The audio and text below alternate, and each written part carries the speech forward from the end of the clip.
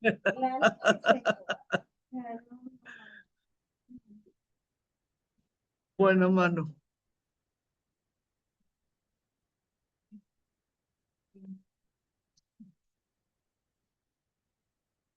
Ahí voy, muchachas, porque no se oye. Ahí voy.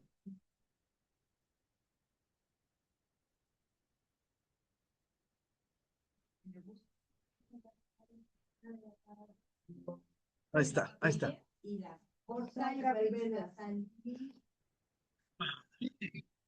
Ahora sí, es que no tenía micrófono. Muy buenos días a las personas que, a las personas que se conectaron. Tenemos cuatro personas presencial. Ahorita ya van a llegar las demás, estoy segura. Tenemos a Janine, tenemos a Graciela, tenemos a Aimé. O yo creo que algunas de ustedes se dieron cuenta que muchas personas avisaron que no iban a venir.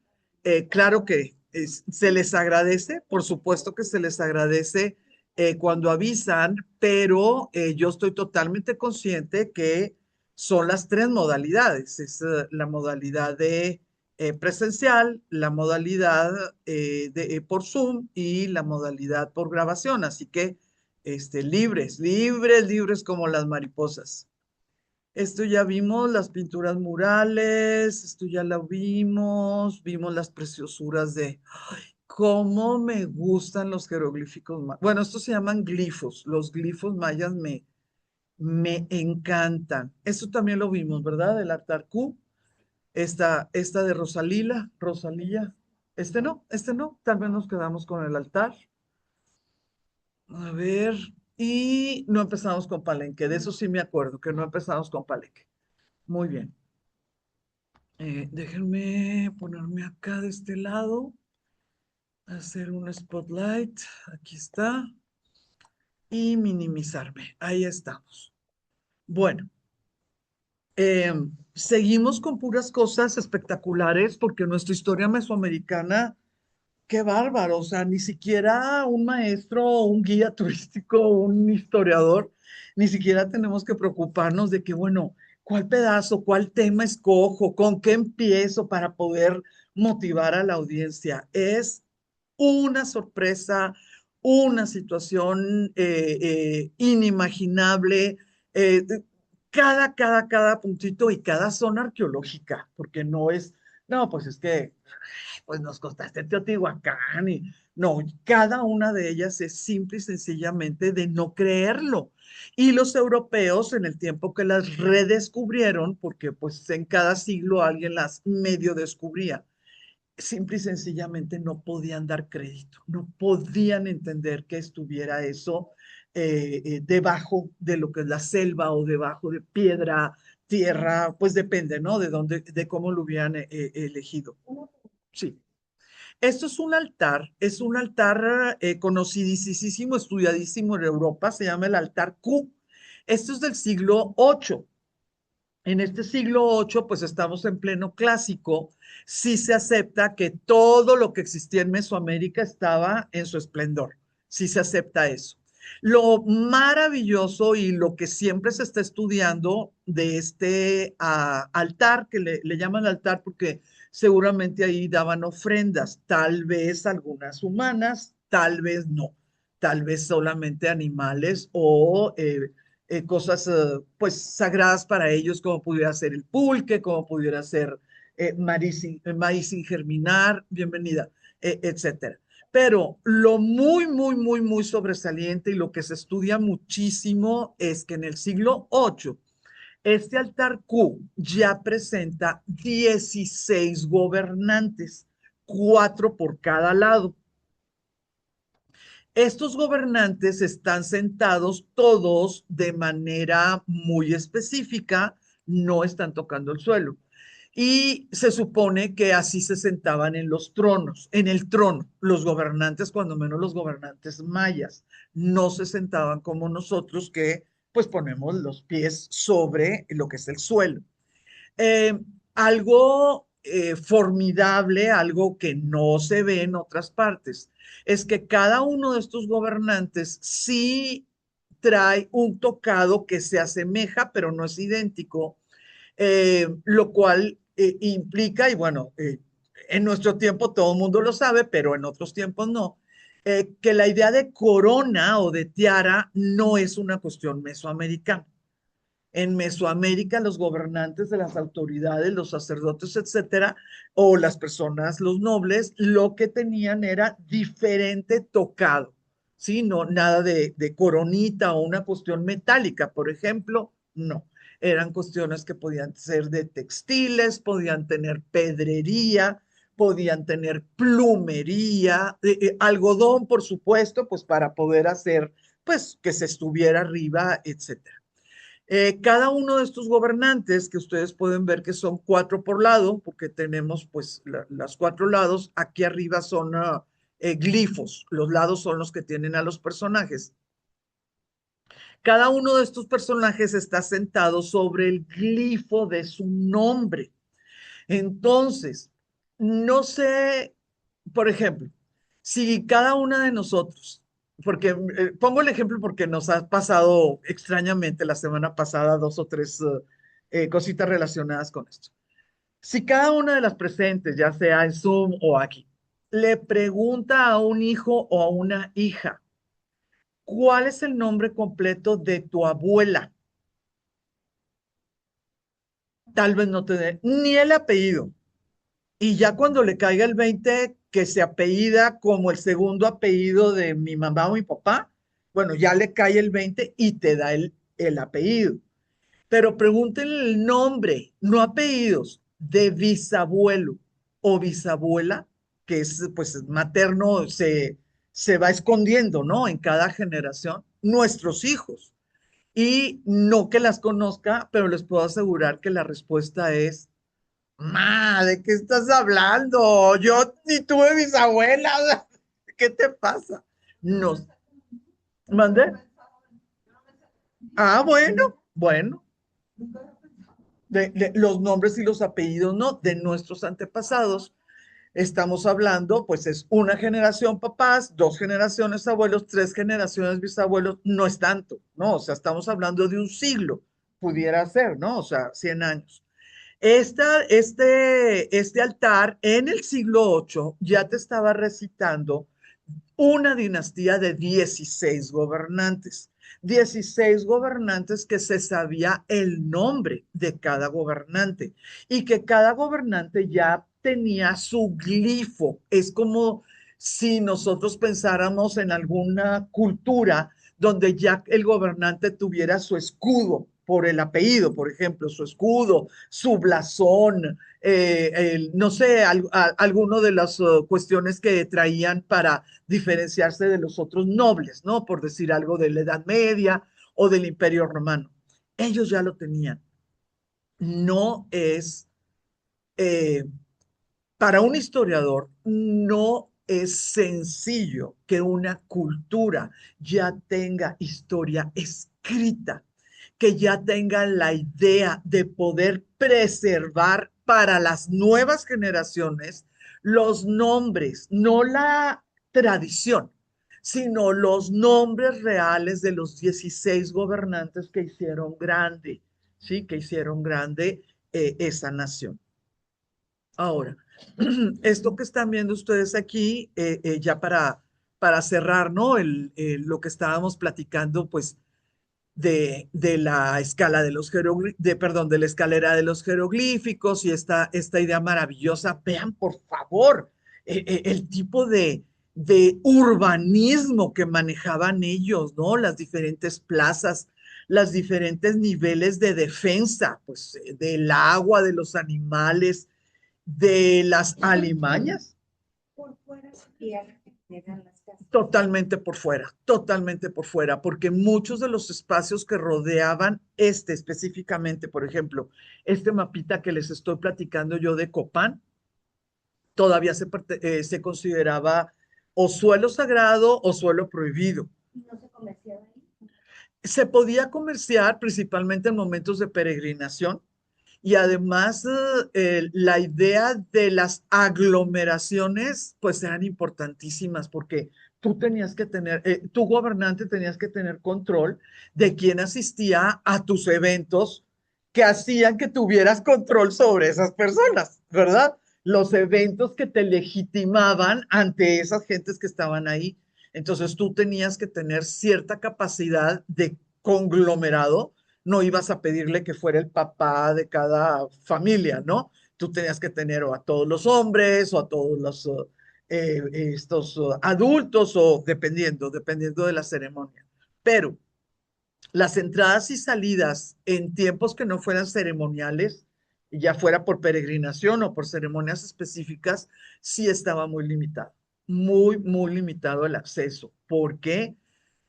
Por lo mismo que tenemos nosotros, que no podemos entrar al Palacio de Justicia, que no podemos entrar al Senado, lo que quieras. Una, por cuestiones de seguridad, ¿ok? Eso sí lo entendemos. Pero, pues el estatus, muchachos. Hay veces que andamos de viaje y no nos dejan entrar ni al lobby del hotel. A veces es seguridad, porque pues a qué andas tú aquí si no eres pasajero, pero a veces es porque andamos en chanclas. Ay, qué bárbaro. O sea, qué delicados, ¿no? O sea, vamos a hacerles feíto ahí el lobby. Entonces, son las dos situaciones. Una vez es seguridad, digo, perdón, una de las situaciones es que no entraban por cuestiones de seguridad, pero otras pues por cuestiones de estatus. Muchas veces los sacerdotes, y ni siquiera estoy hablando de mala intención, de verdad yo mientras no conozca a la persona no tengo por qué pensar que era malo o que era manipulador, o, no tengo por qué pensar eso. Pero a través de los siglos y a través de lo que es el mundo, los sacerdotes tienen que mantener cierto secreto para que no se pueda saber qué es lo que manejan pues, de ingredientes, por ejemplo, ¿no? Pues para hacer los humos o para hacer los colores, las lecturas, ¿no? Que nadie sepa, aunque sepas leer tú, pues que no sepas mis rituales. Es una idea. Y fíjense que dentro de las, perdón, no características, dentro de los requisitos para que una religión sea catalogada como religión y no como una secta, por ejemplo. Uno de los requisitos para la sociología es el secreto. Tiene que haber un secreto dentro de una religión. Entonces, eso también implica que no pase todo el mundo. Que se Berta, hace enigmático. sí, enigma significa que está cerrados tus ojos. Sí, es esa idea. Por ejemplo, pero baja cuestiones. Puede, por ejemplo, yo tener un hijo y desde que esté chiquito irlo formando para ser sacerdote, no había eso. No. Eso. Nos pregunta Berta que cómo se llenaban las clases sacerdotales. En, en culturas donde las clases sacerdotales eran las clases poderosas, estamos hablando así, tal cual, estamos hablando cuestiones de sangre tan parecidas como puede ser la nobleza. Se heredaba.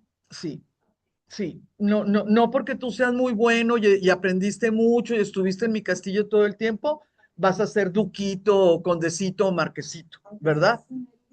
Sí, aunque seas un erudito y yo te quiera muchísimo, y si yo me quedo sin hijos, pues yo tengo que ver cómo te adopto, te doy mi apellido, y en ese momento el apellido, no tus cualidades, ¿verdad? Son las que te hacen pertenecer a esto, pues que se le llama nobleza o se le llama linaje sacerdotal. Igual, lo que dice,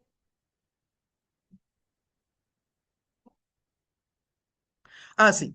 Específicamente en el mundo maya, las dinastías las hacían que cupieran en una línea dinástica. Si no era el hijo, pues salía el sobrino. Aunque no supieras de cuál hermano venía, en lo que era la crónica te decían que era sobrino. Sí, tenías que justificar el que estuviera ahí. Entonces, para los historiadores, pues es un problema, no, porque si alguien hace un descubrimiento de que hubo un golpe de Estado, pues lo logiquísimo es no sigue la familia en el poder. Y se van a las piedras y leen las piedras y resulta que la dinastía, pues siguió. Bueno, lo que pasa es que cuando tú estás hablando de naciones o de culturas donde es el derecho divino lo que te hace estar en el trono, pues una de dos, depende de qué tan vivo seas o de qué también puedas manipular a la gente. Solamente hay dos opciones.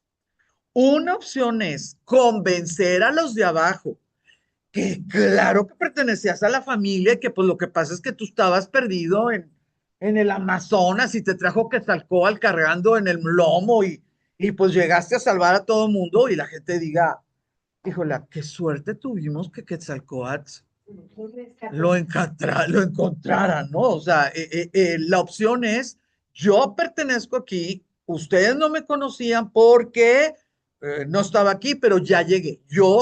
Mi sangre salió de aquí y estoy aquí. Esa es una de las opciones.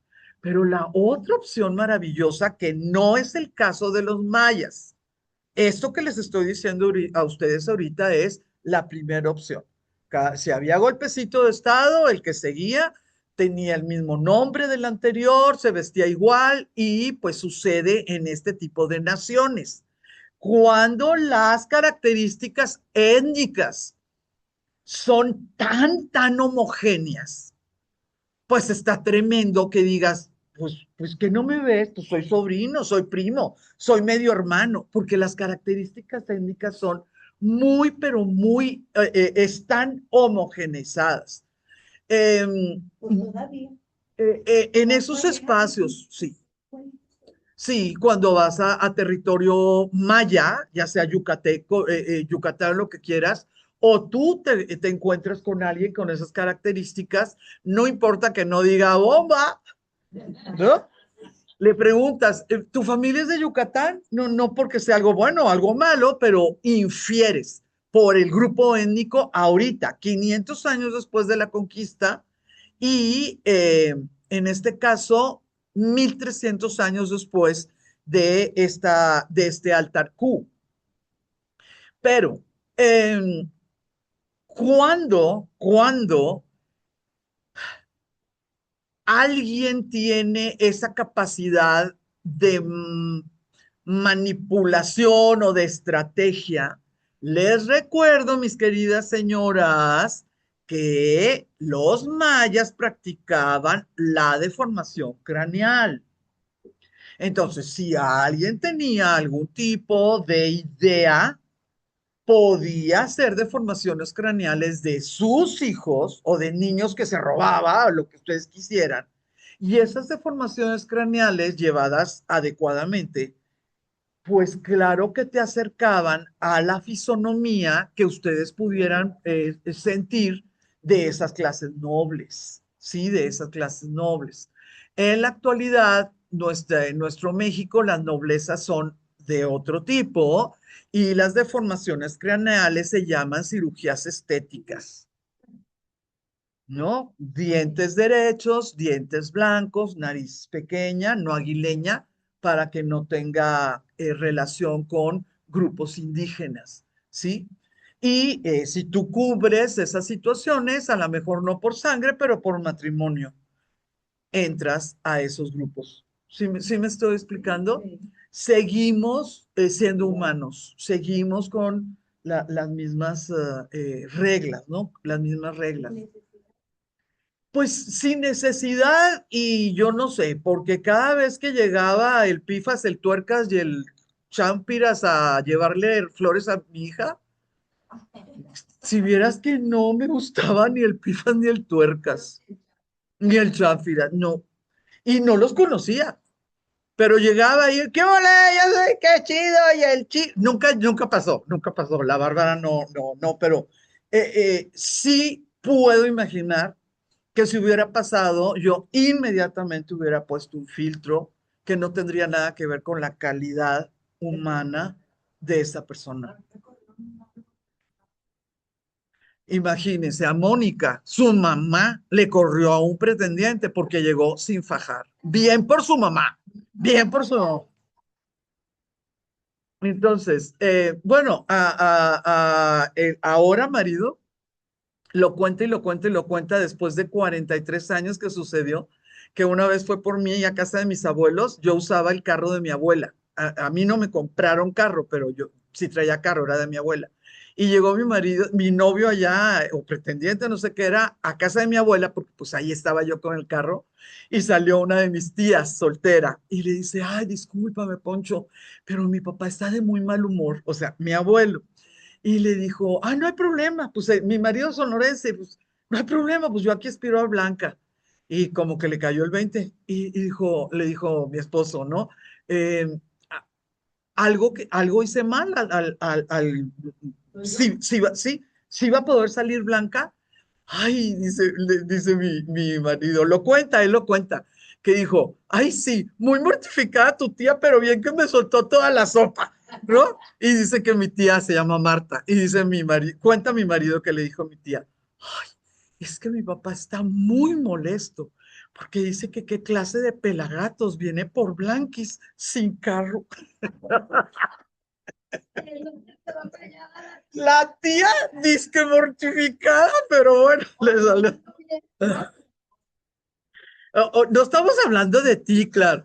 Entonces, ese tipo de situaciones, dentro de cuestiones sociales, es muy especial la idea antiquísima, pero antiquísima, por ejemplo, racial, de igual o mejorar la raza. Es una idea que está como metida, ¿no? En los huesos de muchísima población del mundo y no porque decidan cuál sí y cuál no. Por ejemplo, nosotros tuvimos muchísima relación con los tarahumaras de la Barranca del Cobre, mucha relación pues altruista, y cuando veíamos algunos de los chiquillos o alguna de las jovencitas con algo de mestizaje, que obviamente nosotros no decíamos, ay, qué bonita está fea o está así, ¿no? Pues nada más la veíamos con algo de mestizaje, nos explicaban que ay, que era terrible, que no, muchos blancos nada más iban ahí a encochinar la raza, a encochinar la raza, porque cada uno de nosotros tenemos una idea de nuestra, sí, de nuestra raza, que ahorita no existe esa palabra, de nuestra grupo étnico, de nuestras características, de nuestras, pues, dinastías, progenie, etcétera. Entonces, no estoy hablando de quién es bonito, quién es feo o qué color, simple y sencillamente son, pues, se le llama atávicas. Se supone que nosotros ya no somos tan instintivos como los animales, pero que tenemos atavismos, ¿sí? Que sin decidir hacemos cosas que supuestamente lleva a una como estabilidad, no de la sociedad, sino del grupo social al que perteneces, ¿sí? Atavismo se le llama eso. Pero Blanca, también tenemos un tema de si tú eres moreno, eres pobre, si tú eres blanco, eres rico, ¿no? Eres fifí. Sí, sí, o sea, ya lo vemos y nosotras solitas hacemos esta división. Sí, está, Berta está platicando de situaciones que en nuestro mundo es increíblemente natural, porque desde el siglo XVIII se hizo una diferenciación entre los blancos conquistadores y los café, negro o amarillo conquistados. Desde el siglo XVIII. Ya tenemos 200 años, imagínense 10, 20, 10 o 12 generaciones en los cuales se identifica el tono de piel con los conquistados, que son los que están organizando, son los dueños de tierra, dueños de gobierno, etcétera. Los conquistadores que tienen tez clara, en una tercera parte del mundo, ojos de color, en las otras no. Los conquistados, que pueden ser ciudadanos de segunda, tercera o cuarta categoría, donde son color café, color negro o color amarillo, que son los tres colores que se aceptan. Em, lo que nos enseñaron es muy, muy claro. Desafortunadamente, lo que se enseñó como una cuestión simple y sencillamente de abuso de conquistado y conquistador, eh, sigue estando vigente. Desafortunadamente, después de la conquista, las personas de tez clara, en diferente nivel de tez claro, eh, tienen niveles socioculturales y políticos superiores a las personas de tez oscura, llámese amarilla, llámese negra o llámese café. Son situaciones muy, pero muy, muy fuertes que se han creado y en momentos determinados, pues el mismo gap, el mismo, ¿cómo se dice en español? Brecha, la misma brecha del siglo XVI con los conquistados indígenas y los españoles, en nuestro siglo XXI podemos sentirlo en cuestiones económicas, en cuestiones de, ¿cómo se dice?, disponibilidad laboral, en cuestiones de oportunidades. Podemos ver la brecha y en mundos de conquistados y conquistadores, el tono de piel tiene mucho que ver. Tiene mucho, pero mucho que ver. Hay un cuento hermosísimo, yo lo leí cuando estaba en primero de secundaria, y es una princesa purépecha. Y la princesa purépecha se fue a la isla, que se llama Janitzio, la famosa isla, ¿verdad? En Michoacán. Se fue a la isla y no comía, no comía, no dormía, y lo único que hacía era estar a la orilla de la isla, viendo, no se sabía qué, ¿verdad? Pero eh, le dijeron al esposo, el esposo ya tenía una amante española, le dijeron al esposo pues que cómo era posible que no fuera por ella, que cuando menos la recogiera para poder dársela a alguien para que la cuidara. Si ahorita se usa en otros tiempos, pues claro que le pones eh, criada, enfermera, ¿verdad? O sea, pues obviamente en otros tiempos te ponían 10 gentes a que te cuidaran. Entonces, el cuento hermoso lo que te dice es que este hombre pues, se dio cuenta que él quiso a su mujer y después de la conquista cambió todo y él necesitaba ser parte de los conquistadores. Entonces se volvió cristiano, vivió en casas como vivían los conquistadores y tomó a una de las pocas mujeres que empezaron a llegar, pues para que fuera dueña de esa casa tipo de los conquistadores. Entonces fue a buscar a su mujer y le dijo la mujer, no me veas, todavía no estoy lista. No, yo te voy a mandar llamar, no me veas, por favor. Entonces él le dijo, pero necesito, no estás comiendo, no estás todo, dime por favor por qué estás aquí. Y le dijo, es que si los dioses me hacen caso, viendo el lago, voy a poder tener los ojos verdes, como tu nueva mujer. Si yo me quedo en este sol, voy a poder tener el pelo amarillo, como el sol y tu nueva mujer. Y si en las noches puedo tomar toda esta arena, voy a poder tener la piel blanca, como tu nueva mujer, y me vas a volver a querer. ¿Sí? Es un cuento muy antiguo, es como del siglo XVIII, pero de alguna manera, cuando tú tienes una idea de tus derechos, exiges tus derechos. O matas a la fulana o matas al fulano, ¿no? Pero si tú lo que consideras es que ya no eres digna porque la de cabello color de sol, ojos color de agua, es la que se merece estar en esa casa, pues tú lo que quieres es ser como ella, ¿no? Entonces, este tipo de cosas suceden, pues no son reglas, ¿verdad? Pero es una constante en los mundos de los conquistados que por cuestiones simple y sencillamente de historia, pues a partir del siglo XVIII, los conquistadores se caracterizaron por pertenecer a espacios europeos donde las personas tienen tonos más claros de piel que los espacios conquistados. Entonces, el que nosotros lo pensemos así Para mí, la mayor tristeza, para mí, la mayor tristeza, no es si yo puedo controlar mi prejuicio. Para mí, la mayor tristeza es que muchísimas de las personas que no tienen la piel clara consideran que deberían de irse a Janitzio para Sentirse poder merecedor.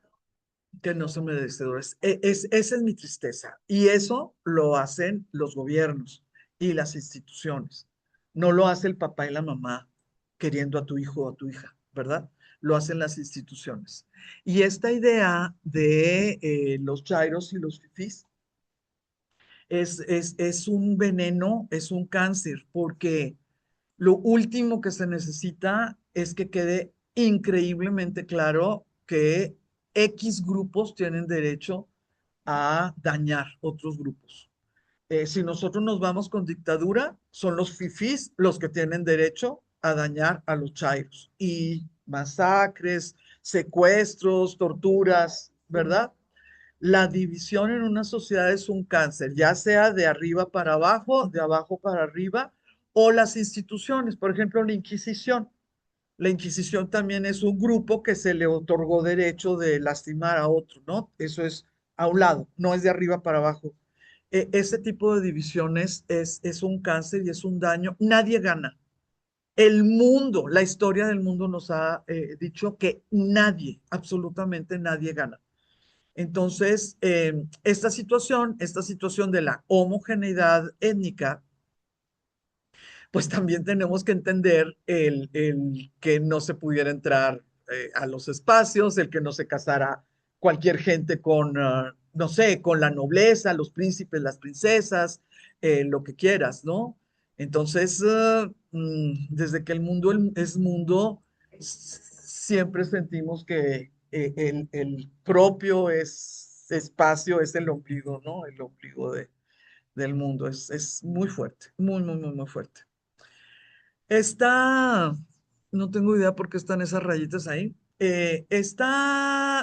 Bueno, es un templo, ¿verdad? El que les voy a mostrar ahorita. Se supone que se hizo como en el siglo VI a finales o tal vez el siglo VII. Se le llama la fase Rosalila porque como los arqueólogos van descubriendo mucho antes de saber lo que descubrieron, pues le ponen fases, ¿no? Para poder tener orden en sus reportes. No tiene nada que ver. Rosalila no quiere decir que es un árbol, ni un color, ni nada. Es el nombre que se le otorgó en el momento que se hizo el descubrimiento. Fíjense que esta preciosura, les voy a poner esto aquí. Esta preciosura, pues es de lo mejorcito que se descubrió en el área de Copán. Les dio la gran oportunidad de darse cuenta que tenían que buscar restos de este tipo de pintura, ¿sí? Porque si tú no crees o no tienes la sospecha de que todas las paredes estaban pintadas y tienes tantas cosas que investigar, pues no pones un equipo, ¿no? Para lograr ese resultado. Gracias a esta preciosura se sabe que todo Copán debió haber sido rojo con blanco y en algunas partes verdes. Gracias a esta este templo de la fase rosa lila, podemos saber que el estuco, lo que es el trabajo de yesería, que nosotros le decimos de esa manera, ¿verdad? Era una herramienta ampliamente utilizada y dominada por los mayas del clásico, que no solamente esculpían, ¿sí? Sino que podían adornar estas fachadas, que podían hacer muchísimas cosas y pues les daban vida. Ahora, tenemos representaciones de monstruos del inframundo, tenemos representaciones de monstruos y sus fauces, ¿verdad? Como de alguna manera amenazantes. Claro que también tenemos representaciones de víboras, ¿sí? Las dos blancas que están ahí. Nada más que tenemos que tener un poquito de recelo, porque no toda víbora es Quetzalcóatl, ¿sí? Nosotros vemos ahí muy, pero muy, muy, muy claramente los romboides, ¿no? Los rombos, que más nos están recordando las escamas de la víbora, más que plumas. No sé si están de acuerdo en estos rombitos que están aquí. Más que plumas nos recuerdan escamas. Entonces, no todas las víboras van a ser Quetzalcóatl o Cuculcán. Estamos hablando de un mundo donde las víboras significaban muchas cosas, porque cambian de piel, porque sientes que no se mueren, porque son muy venenosas, en un momento dado causan la muerte, etcétera. Pero sí quisiera decirles algo que a mí me sorprende y me gusta muchísimo. Miren, muchachos, solamente los sacerdotes podían entrar ahí. Nunca vamos a saber si algún noble podía entrar ahí. O sea, eso nunca lo vamos a saber. Pero era un espacio sagrado, secreto, etcétera. Por los restos de cosas que se han podido encontrar ahí, hay muchísimo hollín. Entonces se considera que quemaban y quemaban y quemaban copal. Les recuerdo que nosotros no tenemos incienso. En el mundo mesoamericano no existe el incienso, la madera donde sale, es copal. Y descubrieron que el humo de ese copal salía por fauces. Entonces, imagínate, ya tenían sus efectos especiales. Si yo fuera una persona del siglo VII y pasara por el templo, ¿no? Y los ojotes, yo sí, pues yo sí, ¿verdad? A mí no se me iba a ocurrir, ay, no, hombre, es que ha de ser agujero. Sí, es que ha de ser un agujero de lo de... La verdad, en aquel tiempo no había una sola razón para que alguien no pudiera sentir que se le estaba dando vida a través de los rituales, ¿verdad? A esos seres míticos. Les recuerdo que hay una diferencia entre... mm, hay una diferencia entre dioses y seres míticos. Se cree que los que están allá abajo, los verdes con rojo, son seres míticos. Bueno, o sea, es un ser mítico repartido por cuestiones de decoración, doble, ¿no? Pero sí se cree que el que está arriba, que ahorita es blanco, pero pudo haber sido de otros colores, sí debió haber sido un dios de la muerte. Entonces, en la mitología, en la religión de Mesoamérica, vamos a tener dioses, pero también vamos a tener monstruos que son los ayudantes de los dioses, ¿sí? Pero es totalmente diferente. Tú le vas a rezar al dios para que el monstruo no te haga daño, pero no le vas a rezar al monstruo. Sí, el monstruo no tiene voluntad ni te puede ayudar.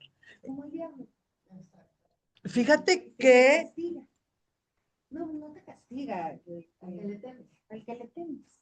eh, miren, voy a hacer un paréntesis porque la pregunta está espectacular. Nos dice Verónica, entonces estos seres van a ser como el diablo de la cultura judeocristiana. La respuesta es, o sea, hay dos opciones de respuesta. Una es sí, si se acepta la nueva manera de ver el diablo, que no tiene ni 20 años y que Verónica nos la está mostrando ahorita, en la cual Luzbel, igual que Gabriel, fueron creados como seres de luz y Luzbel está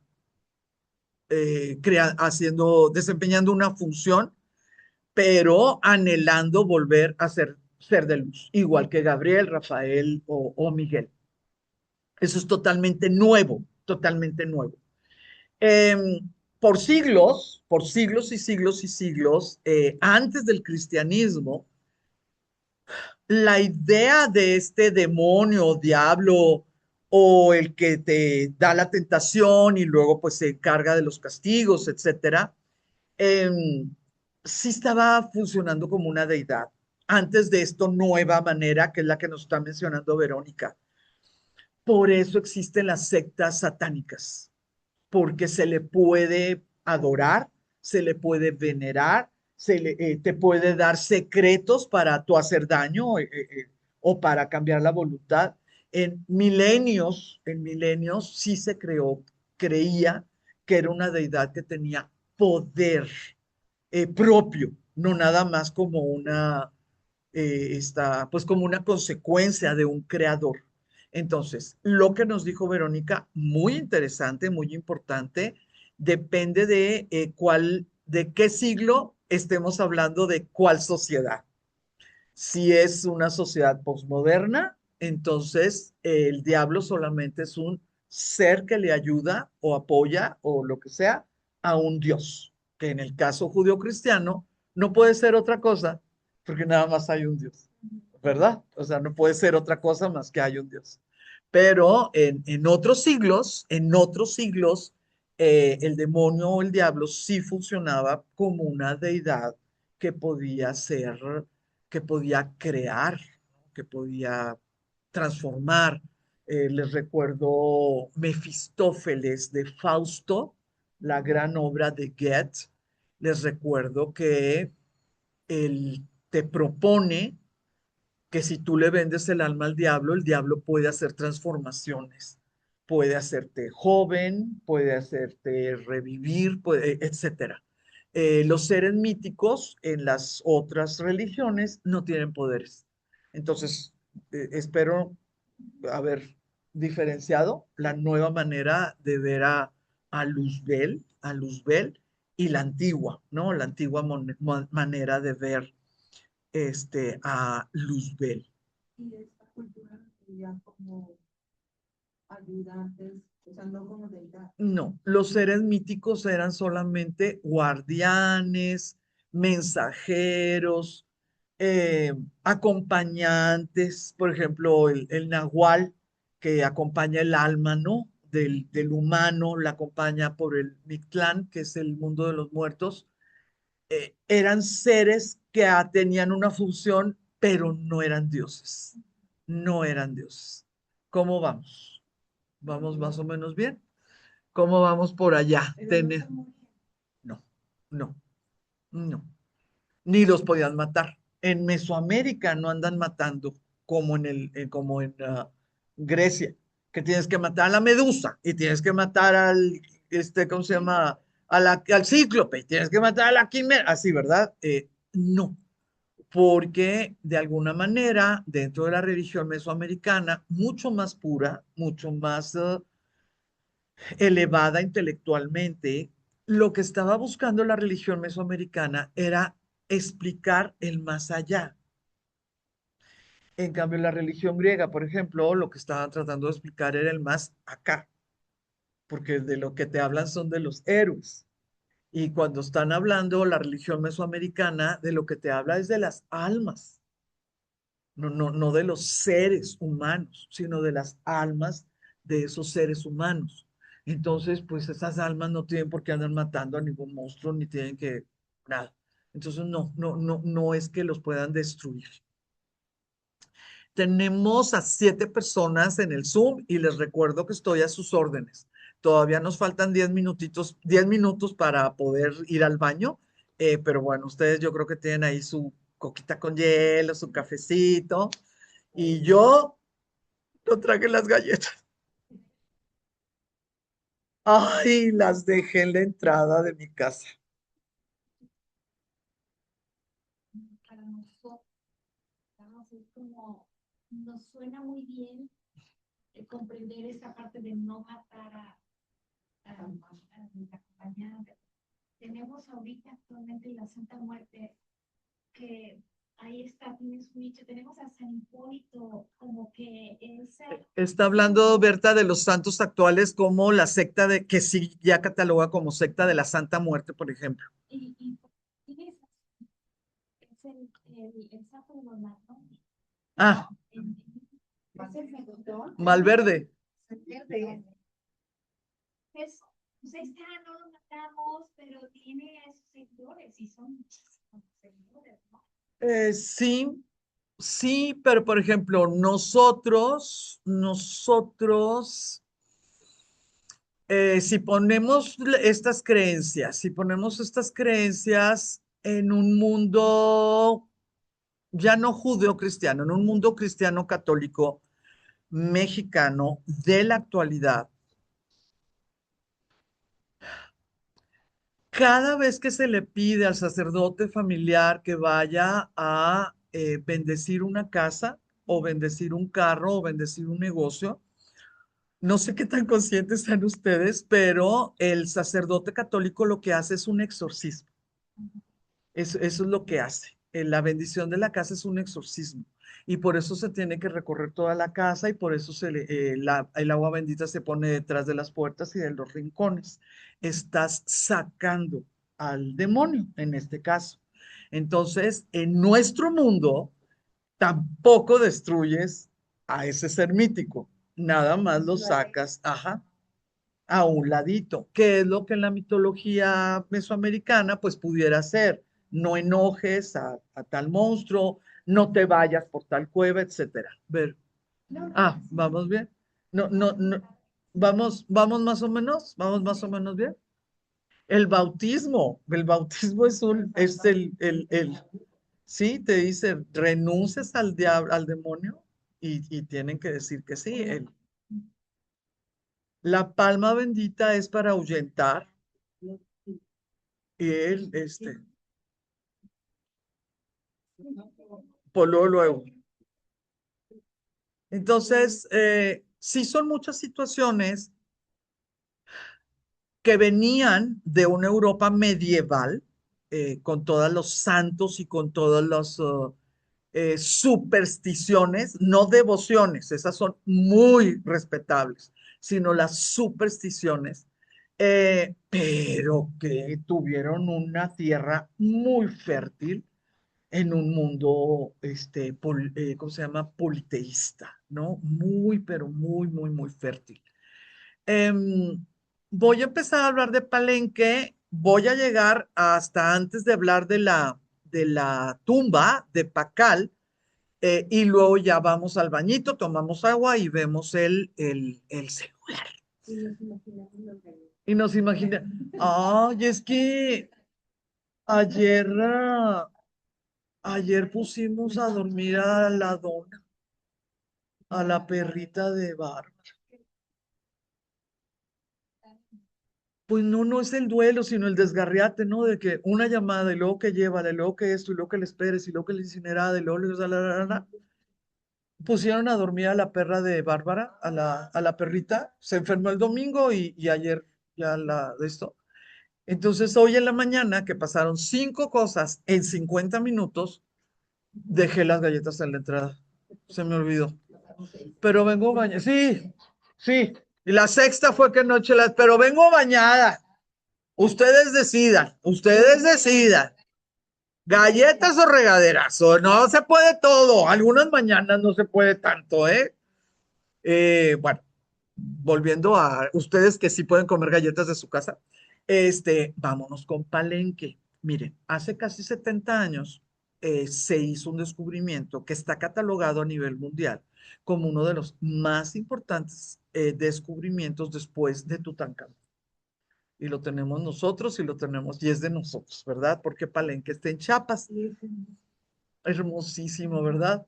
Eh, no está en Guatemala, no en Belice, está en Chiapas. Entonces, no les voy a platicar de la otra ciudad que se llama Piedras Negras, que fueron las ciudades más poderosas del Usumacinta, porque son cientos, cientos nuestras zonas arqueológicas, pero sí vamos a hablar de Palenque.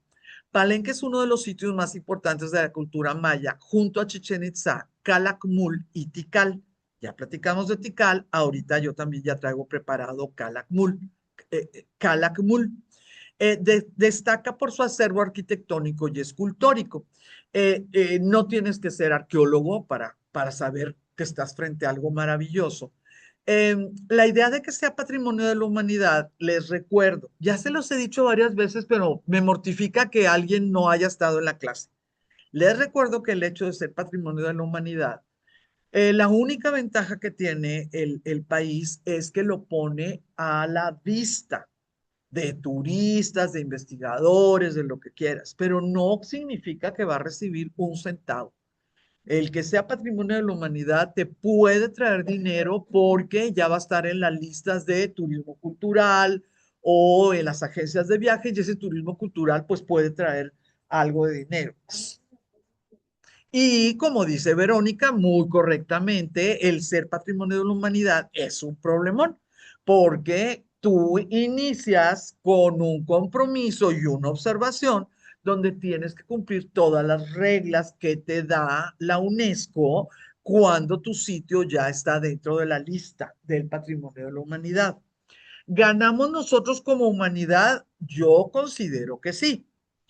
Eh, Son grandes los obstáculos para poder hacer algo con esos patrimonios, sí, porque principalmente el dinero, si tú tenías 10 pesos y sin requisitos los podías hacer rendir, con los requisitos no te sirven de nada 10, necesitas 100. Entonces échale otros 90 años, ¿verdad? Para conseguir pues los 90 que te faltaban. Es una cuestión de vaso medio lleno o vaso medio vacío. Ustedes pues tendrán una opinión, ¿verdad? De lo que si trae obstáculos o ventajas que sea patrimonio de la humanidad. Para mí, la principal ventaja es que desde que un espacio es patrimonio de la humanidad, ya es muy difícil el saqueo. Esa es una, para mí, y ya todo lo demás, bueno, pues es dependiendo, ¿verdad? Pero ya es muy difícil el saqueo porque ya todo está pues fotografiado, expuesto, ya está transparente, bueno, etcétera, ¿no? El área descubierta hasta el 2005 abarcaba 2.5 kilómetros cuadrados, pero se estima que no se ha explorado ni un 2% de la superficie. En Copán solamente se ha explorado el 5% de la superficie y bueno, es otro país. Se cree que hay cuando menos unas 1.000 estructuras cubiertas por la selva. La ciudad ya había sido abandonada cuando tuvo lugar la conquista de México en el siglo XVI.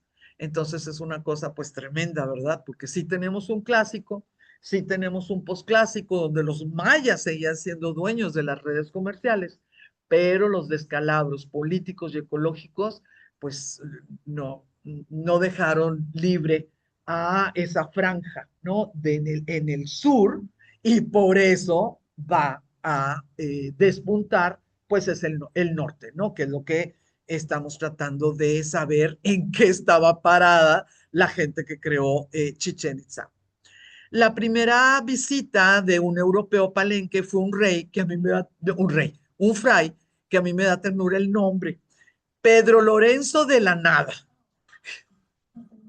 ¿Soy yo? No.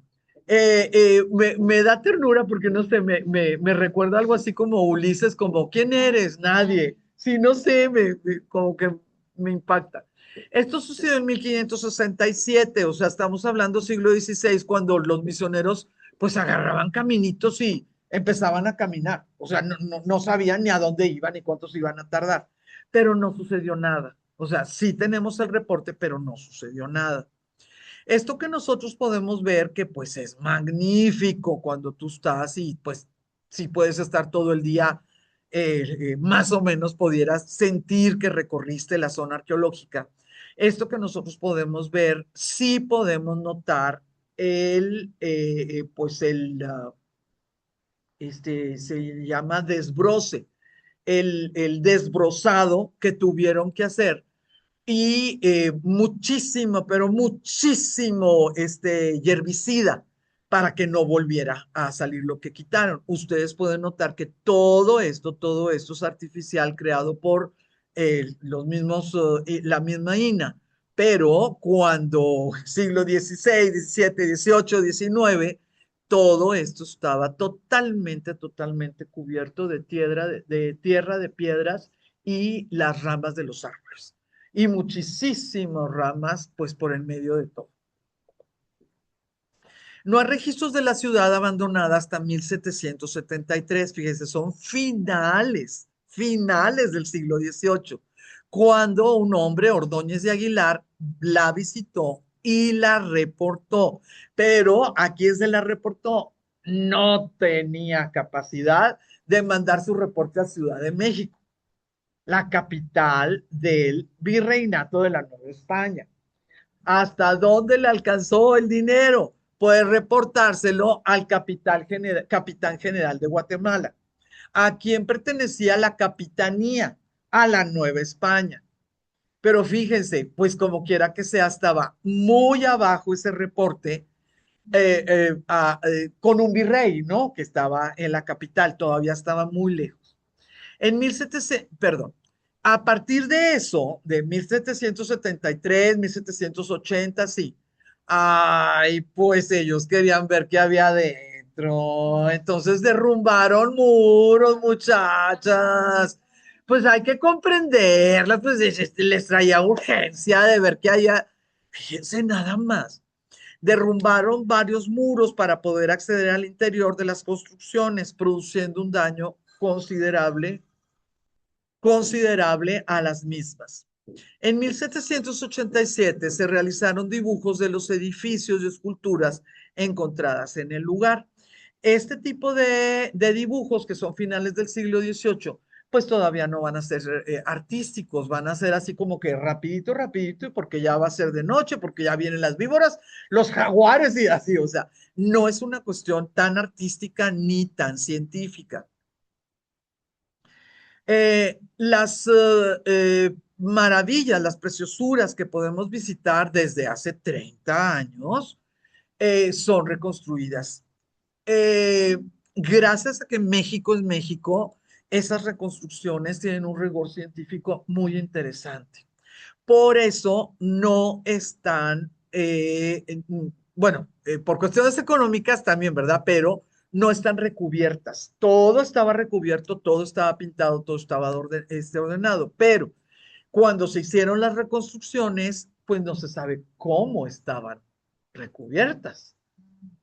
Si puedes saber cómo estaban construidas, hasta dónde llegaban, etcétera, pero no puedes saberlo. Y en eso, pues el rigor científico sí gana. No están recreando Disneylandia, ¿sí? Están tratando de reconstruir, pues, una ciudad tan importante como Palenque.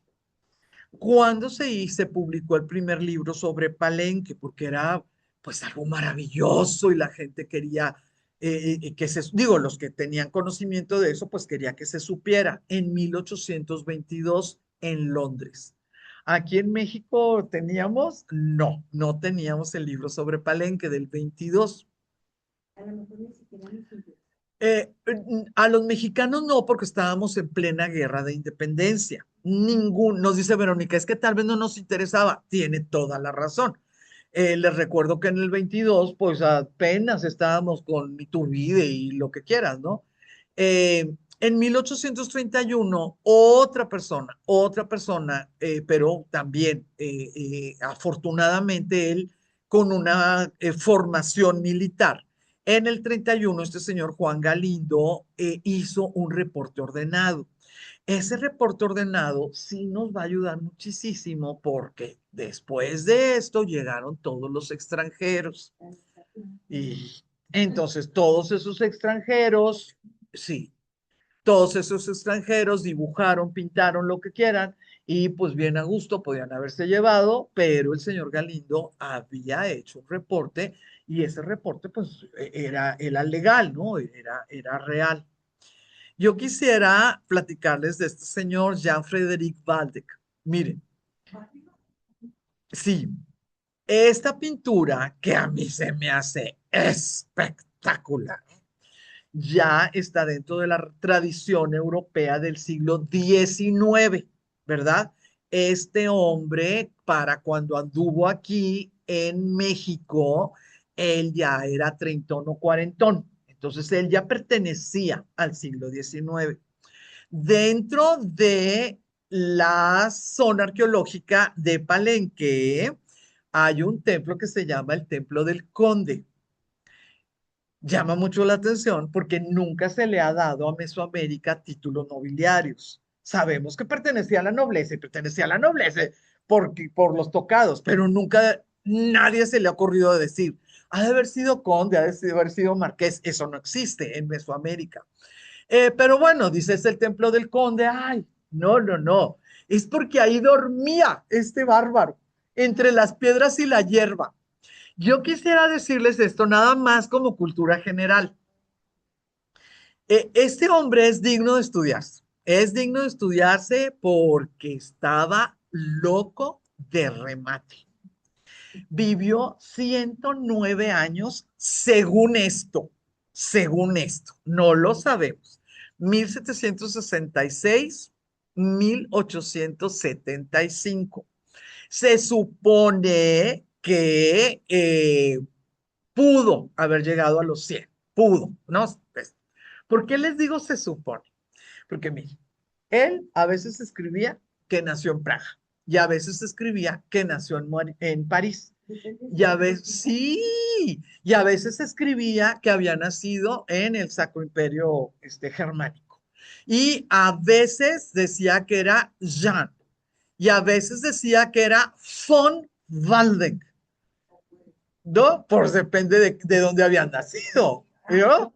¿No? Entonces, y de repente empezó a firmarse como conde, él solito. Por eso se le llama el Templo del Conde. Esta persona, solo Dios sabe qué hizo, qué no hizo, no lo sabemos.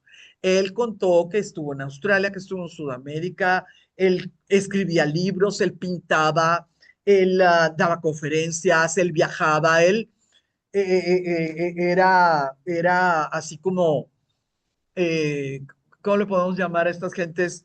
Eh, Ciertos grupos sociales soñaban con tenerlo de huésped para en las fiestas que él pudiera platicar y sus aventuras, y así era como iba viviendo, ¿no?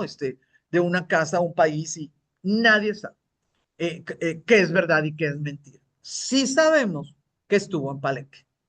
No hay la menor duda que estuvo en Palenque, que estuvo años en Palenque, que pintó, que dibujó, que tenía ahí perfectamente controlada a la gente, ¿verdad? No sabemos si esa pintura es cierta. O sea, no sabemos si realmente tenía en el siglo XIX Tabasco, Chiapas, el Istmo, esas musculaturas con estas personas. Ya había mestizaje, ¿no? En el siglo XIX, pero no sabemos si alguien podía cargar europeo y sillita, ¿no? O sea, no lo sabemos. Si él se encontró a uno que por su mestizaje venía también de negro, porque bueno, ya había habido esclavitud. O sea, no lo sabemos.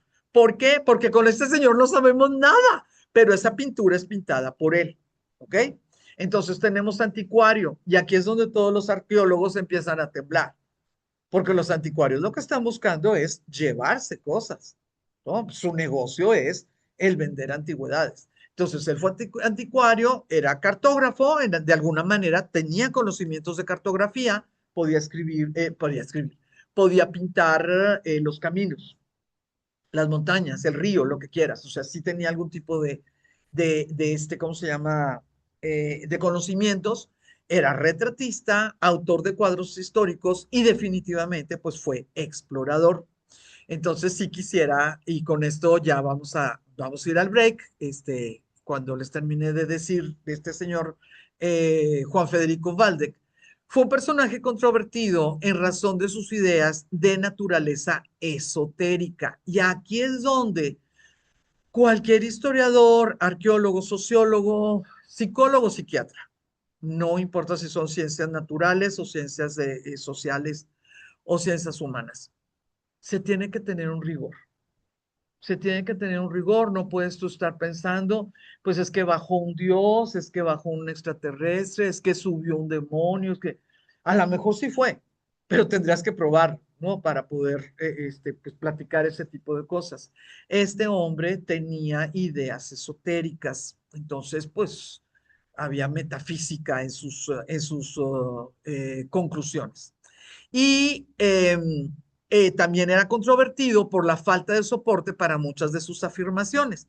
Como él llegaba y reportaba y los libreros sabían que los libros de él se vendían, el librero nada más publicaba. Sin investigar.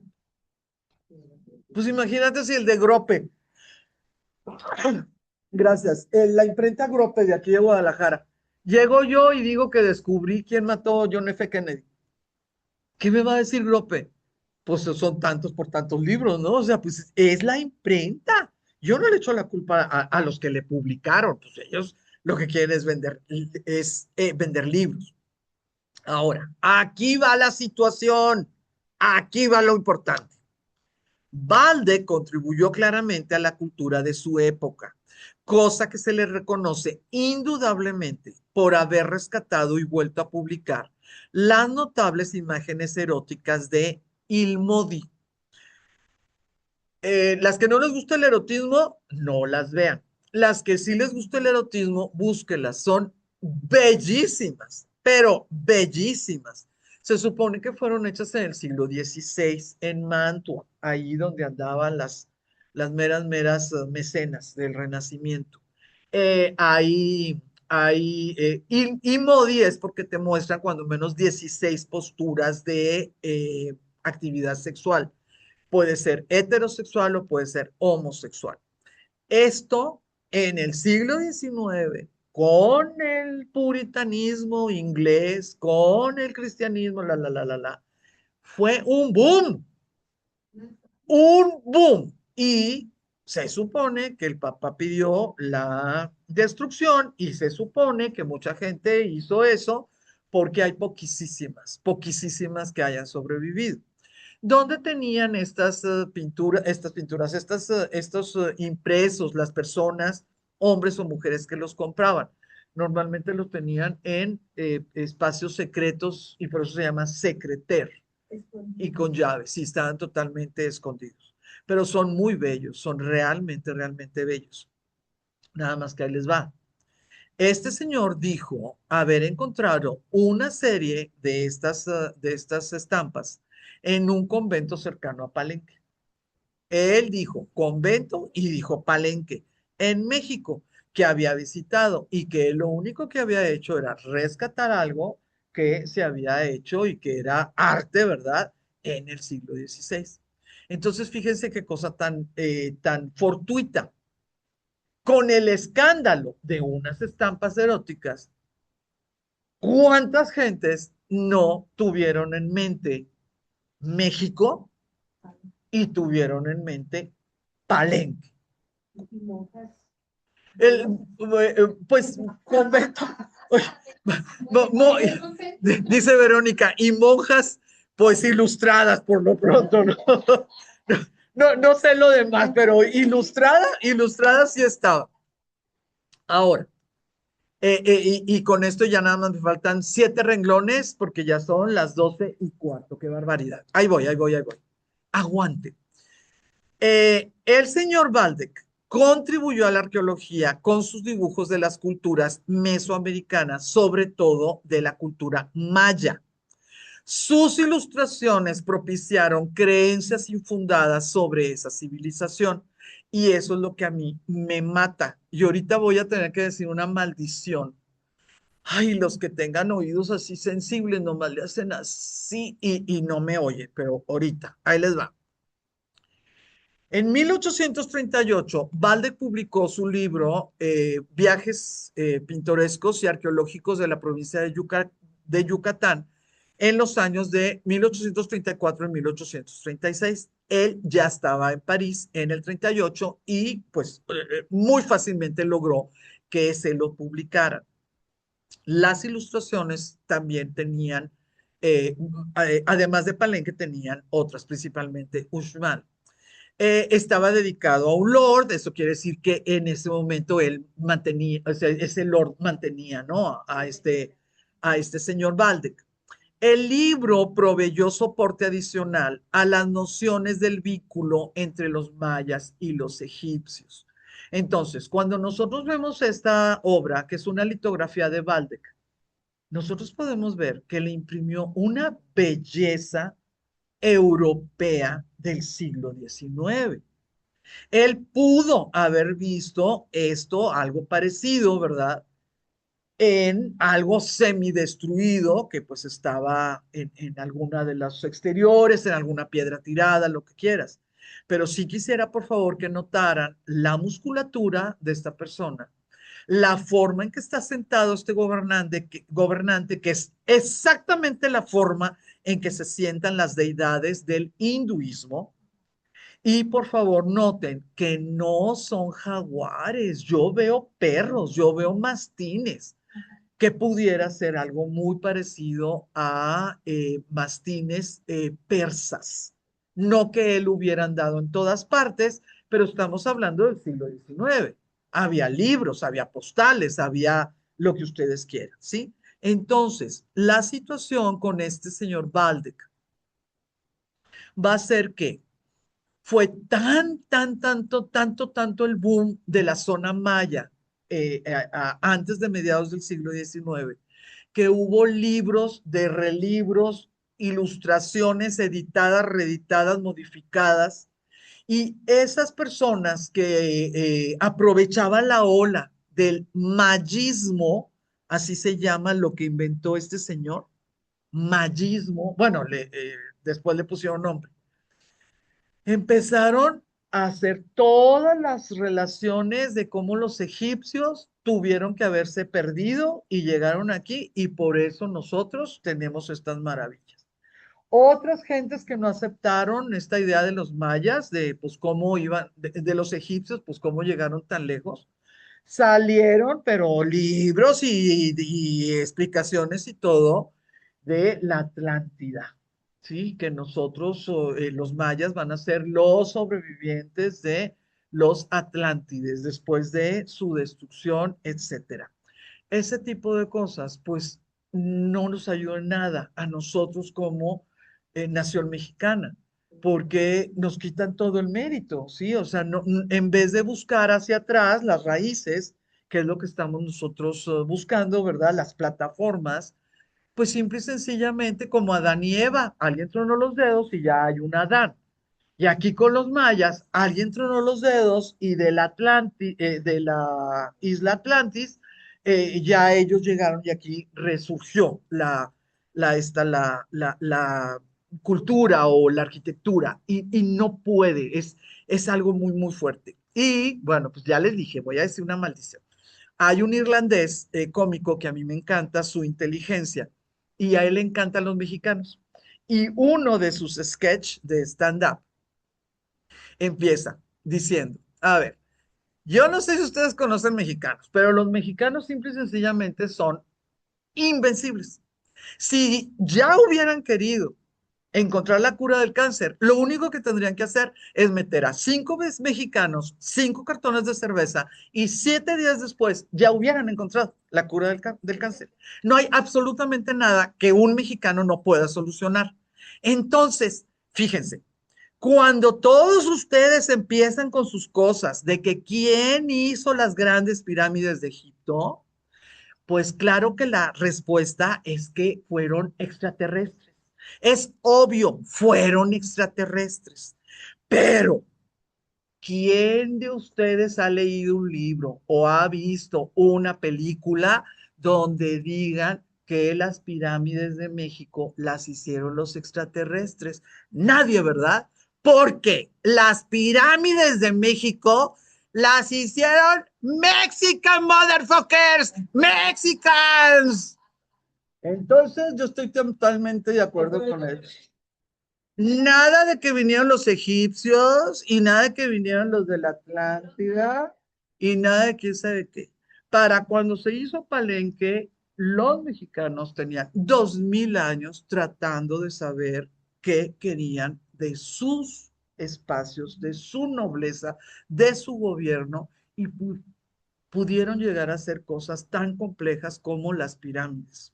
Vamos a salir y luego regresamos para decirles el, la ruptura, la transgresión, que nadie entiende por qué todavía no se ha descubierto, a pesar de que tienen 70 años estudiándola, porque en Palenque vamos a tener pirámides que guardaron a un rey, cosa que en las otras pirámides no se ha encontrado. ¿Sí? Pacal, que es nuestro querido señor Pacal, el gran Pacal. Entonces, por favorcito, preguntas, comentarios, sugerencias y bueno, agua, bañito y tal vez algún pendiente de celular.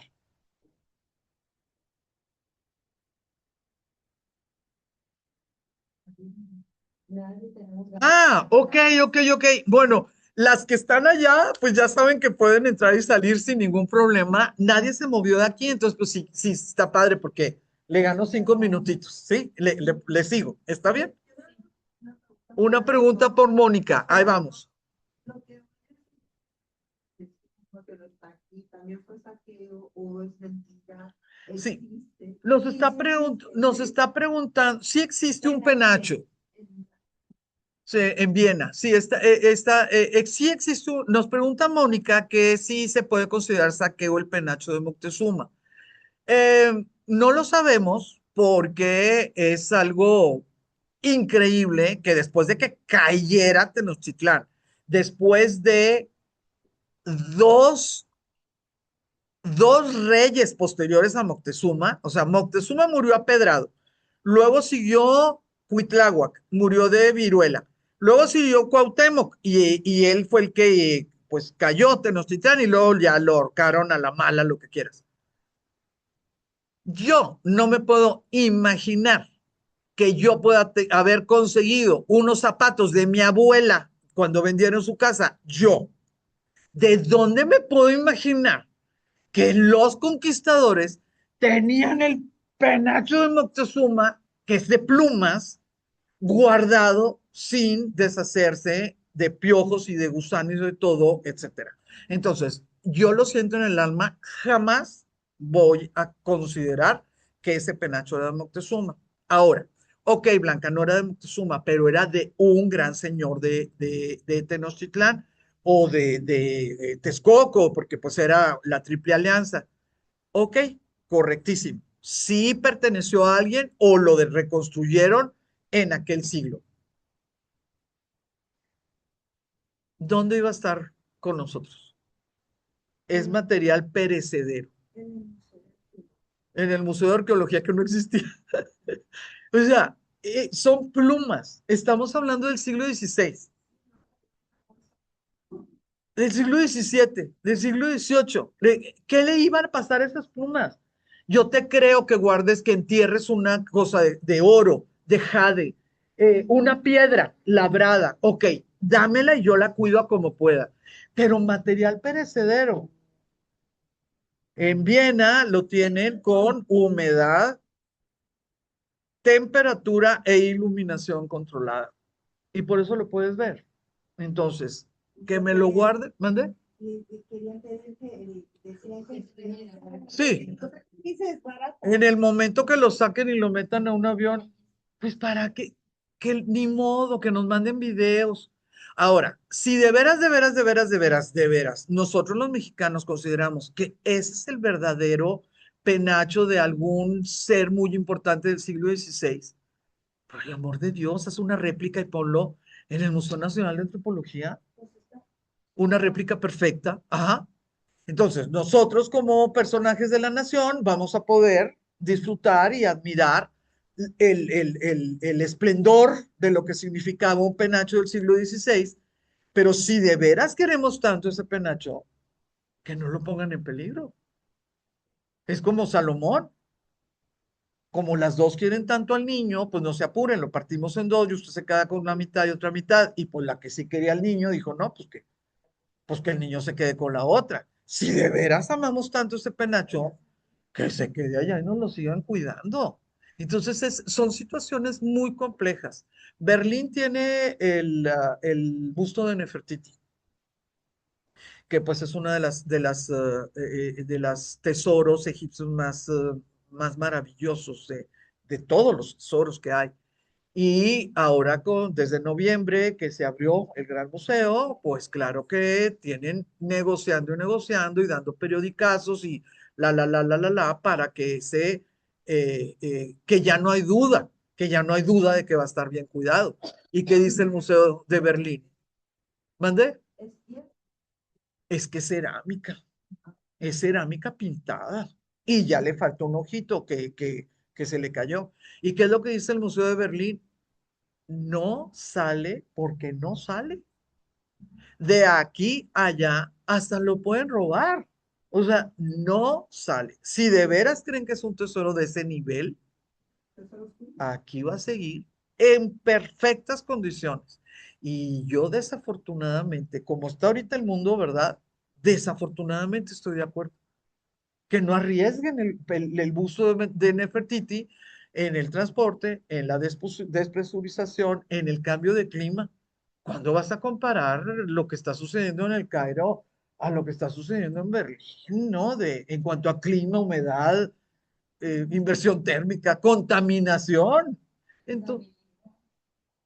Entonces, yo en cuanto a los saqueos, híjolas, a mí me cuesta muchísimo, muchísimo decidir quién tiene derecho a qué, porque eh, pues yo ya fui al Partenón y era para poner una demanda civil.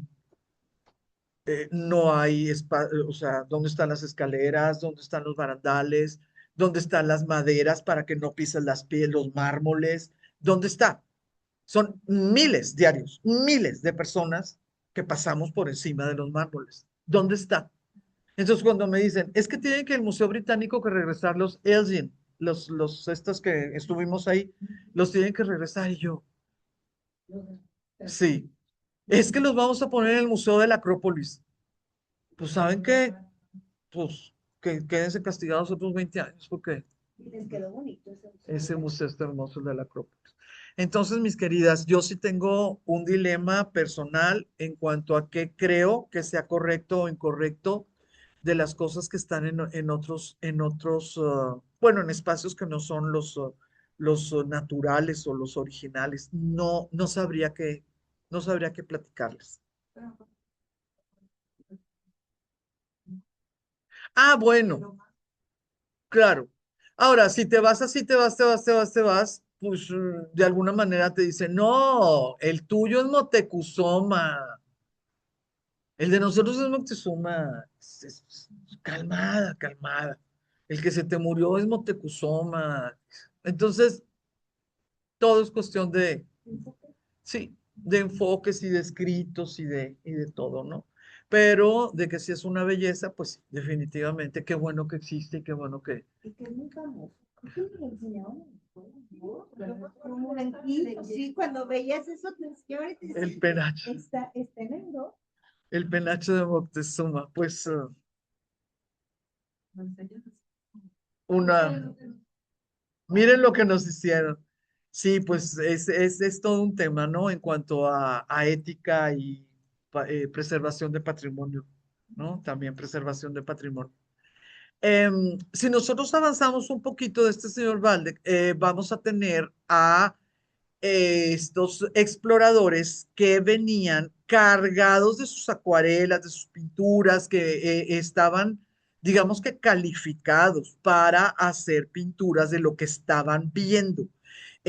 Yo ya les traje, yo tengo una muy buena colección de, pues, impresiones, ¿no? No tiene ningún valor, de este señor Lloyd Stephens y de Catherwood. Sí podemos datar, pues como estamos hablando del siglo XIX, que el tipo de pintura es un poquito, se le llama bucólica, ¿no? Bucólico quiere decir que, ay, qué bonito lo que está en el campo, ¿no? Ay, es que en el campo se vive sin prisas y el clima y se come muy bueno. O sea, la idea de que el campo es algo muy bonito y muy bueno, así se le llama bucólico, un poco triste, porque bueno, pues sí está relacionado con falta de riqueza, lo que quieras. Em, todas estas pinturas, que la mayoría fueron acuarelas y luego, bueno, ya se van a hacer litografías, etcétera, va a ser algo maravilloso porque todo llegó a publicarse con libreros de primera categoría de Londres. Entonces ya esa situación pues va a poder aplacar un poquito las pinturas libres, ¿no? De los otros exploradores que no traían rigor científico. Va a haber un hombre, Desiré de Charnay, en 1858, también fotografió Palenque, pero a él, de este señor les voy a platicar en otra zona arqueológica, porque resulta que él en los libros aparece como el descubridor de la otra zona, entonces lo voy a dejar aquí, a Desiré Charnay. Va a haber un señor, aquí ustedes lo pueden ver, Alfred Mosley. Él era británico, él va a ser explorador, pero también él traía material muy bueno. Estamos hablando de finales del 19. La fotografía avanzaba y avanzaba y avanzaba, pero era muy cara.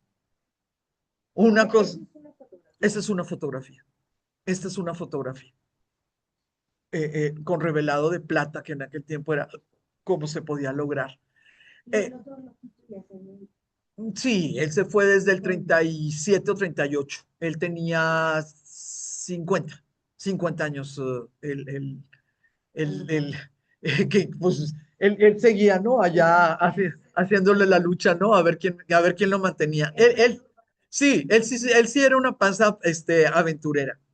Entonces, miren, cuando yo les comento que llevaba muy, muy buen equipo, pues una cosa es que nosotros veamos así como de corridito que la fotografía estaba avance y avance, ¿no? En cuanto a técnicas de todo, de revelado, impresión, lo que quieran. Y otra cosa es, en paralelo, pues bien, ¿quién tenía acceso a eso? Todavía no estamos con Eastman. ¿Se acuerdan? Eastman en Kodak. Todavía no estaba Eastman como para democratizar, ¿no? Esta situación.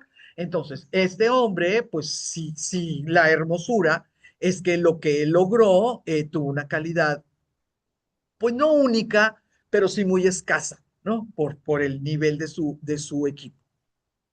Ahora, si nosotros brincamos Revolución Mexicana, Restauración, todo lo que significa nuestro México con sus problemas de inestabilidad política, inestabilidad social y luego una recuperación económica, qué bárbaro, pues a jalones, ¿verdad?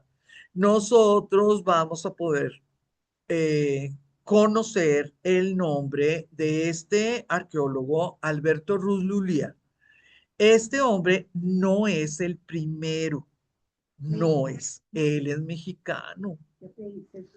Sí, pues ya saben lo que estábamos hablando, ya estábamos hablando. ¿Quiénes son los académicos? Los que se quedaron de los franceses que trajo Porfirio Díaz. ¿Quiénes son los políticos? Los que se quedaron de estos gabinetes del porfiriato. Es que es tremendo, es muy difícil romper esquemas. Yo, Yo no entiendo por qué se la ha pasado con una raya roja. ¿Se fijan?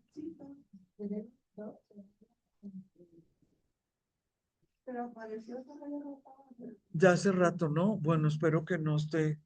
Ya la tengo que cambiar, pero no está en las últimas, pero me llamó la atención, pues esa raya roja. Entonces, les digo que no es el último. Digo, perdón, que no fue el primero, porque hay una situación que a mí me llama mucho la atención. Ya existía el INA. El INA sí. Bueno, no se llamaba así. El INA. Yo creo que todavía le faltaba como unos 8 años para llamarse así, ¿no? Pero sí existía la institución, sí existía la institución. La institución podemos tenerla, sus raíces, desde este esfuerzo gigantesco que se hizo con el tiempo de Vasconcelos. Entonces estamos hablando que en los años 30 ya existían instituciones absolutamente encargadas de cuidar patrimonio arqueológico. Sí, desde los 30, aunque no se llamara así. Pero, miren, hay algo que a mí me llama mucho la atención. Hay un reporte por escrito, esto del 50, 40 años antes, 35 años antes, un reporte por escrito de un arqueólogo que se apellida Blom. Ese reporte por escrito, ahí en el reporte por escrito y guardado y guardado y guardado, dijo que que llegó a ver una losa que parecía que tenía tapones. en pequeños orificios. Tan, tan. Ahí se quedó el reporte. Si a él no le interesó, tan, tan, Se encontró una losa con tapones que parecían tapones de pequeños orificios, pero no los quitó, no, tan, tan, punto, punto, y siguió con tus otros reportes. Este Alberto Ruz, que hizo maravillas, porque pues se tardó muchísimo, ¿verdad? Pues claro que se encontró la losa y levantó los tapones. Y claro que llegaron a la conclusión, él y su equipo, que era la forma en que habían cargado esa losa para ponerla ahí, pues porque había algo abajo. Y gracias a eso le siguió y le siguió y le siguió. 56 escalones abajo, encontró otra losa gigantesca, uno de sus trabajadores, le metieron taladro, así, así el taladro, así, y metieron un alambrito con ixtle, el alambrito para darle fuerza y el ixtle, pues esto, lo metieron así, y cuando lo sacaron, estaba rojo. Cinabrio, tumba. No, hombre. Telegramas para un lado, cartas para el otro. Cinabrio, el cinabrio es el polvo que se le ponía como en vez de ponerle cal blanca, se le ponía cinabrio a los espacios de los cuerpos pues reales o sagrados. Pues lo que pescó en ese pedacito fue rojo, hijo es cinabrio, aquí hay una tumba. Y empezaron, y empezaron, y empezaron. Obviamente llegaron permisos sin dineros. Y el gran descubrimiento del milenio se hizo utilizando gatos de carro, gatos de camión, gatos, ¿sí saben lo que es un gato de este? Para cambiar las llantas. Así se pudieron mover las losas con gatos hidráulicos que se usaban ahí cerquita con los autobuses. No destruyeron, no destruyeron. Fueron quitando escombro y escombro y escombro y escombro y escombro. Fueron quitando poco a poco. Entonces, miren, como tengo 20 minutos, ¿qué les parece si me voy por estas imágenes? Y si me queda tiempo, pues vuelvo a las letras. Vuelvo a eso, porque está muy, pero muy, muy, muy interesante. Pacal, el gran Pacal, uno de los gobernantes. Este es el señor Rus. Él sí se metió, él sí estuvo de acuerdo en que no se iba a caer nada, ¿verdad? Subían y metían piedra. Y luego se iban al otro lado y subían otra vez y metían piedra. Pero claro que no tenían idea qué tan estable estaba abajo. Digo, pues son muchas cosas. La forma en que él platica, el que él lo platicó, es algo que a mí me emocionó mucho la primera vez que lo leí, porque él dice que cuando pudo adaptarse con la luz y pues el shock y todo, ¿verdad? Cuando ya pudo adaptarse y pudo ver realmente adentro, ¿no? Porque una cosa es entrar al espacio y otra cosa ya está el poder ver qué hay adentro. Dice que él sintió que estaba entrando a una tumba de hielo. Entonces dije, ¿por qué él me estará pensando? O sea, cuando lo estaba leyendo dije, ¿estará pensando en la era del hielo? Que no. En el siguiente renglón, este señor Rus dice que todo estaba cubierto de salitre. Entonces todo era blanco. Y él en vez de pensar en salitre, digo, él lo sabía, pues él es arqueólogo, ¿no? Pero su mente, en vez de pensar en salitre, pensó como si todo fuera hielo. Por eso sintió que había visto una tumba de hielo. Las, los descubrimientos que estaban, los estudios e investigaciones que estaban haciendo los arqueólogos, pues era de arriba para abajo, porque les recuerdo que lo que queda, lo que tú puedes ver, pues son los copetes, ¿no? Entonces empiezas, pues desde donde se ve, pues empiezas para abajo y empiezas a descubrir las cosas. Ya estaban descubiertas, ya está, no, esto ya estaba descubierto porque tenían, cuando menos unos 50, 60 años de estar ya mexicanos, bueno, el gobierno mexicano ¿cómo se llama? Involucrado. Esto es totalmente nuevo, ya cuando se pudo, este es Palenque, es la famosa torre, la famosísima torre de Palenque. Ustedes pueden notar que aún cuando ya los arqueólogos y la zona ya está cuidada, se vuelve a llenar. Todo, todo, todo, todo se vuelve a llenar y se vuelve a llenar y se vuelve a llenar. Este es uno de los espacios mejor reestructurados y se trató de que pudiéramos entender los visitantes cómo se trabajaba igualito que en las otras zonas de Mesoamérica, pero que en esta, específicamente en Palenque, ya estaba establecido con material las estancias, si eran de nobles, si eran de gobernantes, si eran de dioses, y ahí podían descansar, o si eran de sacerdotes. En la mayoría de las otras, que nosotros le llamamos pirámides, pero pues son plataformas, se hacía de material. Se ponía troncos, se ponían los techos de paja y lo que quieras, se cumplían las mismas funciones, pero pues aquí ya lo vemos muy, pero muy, muy diferente. Podemos notar el tipo de nariz, pero de muchos de los gobernantes que están en montones, pero montones de esculturas de la zona arqueológica, pero vean por favor qué clarísimo la deformación craneal, ¿sí? Se fijan cómo ya en la ceja ya inicia una inclinación. Les recuerdo, esto lo platicamos en otras clases, específicamente los mayas van a desarrollar una eh, génesis, van a desarrollar un mito de la creación del hombre donde surgen de mazorcas.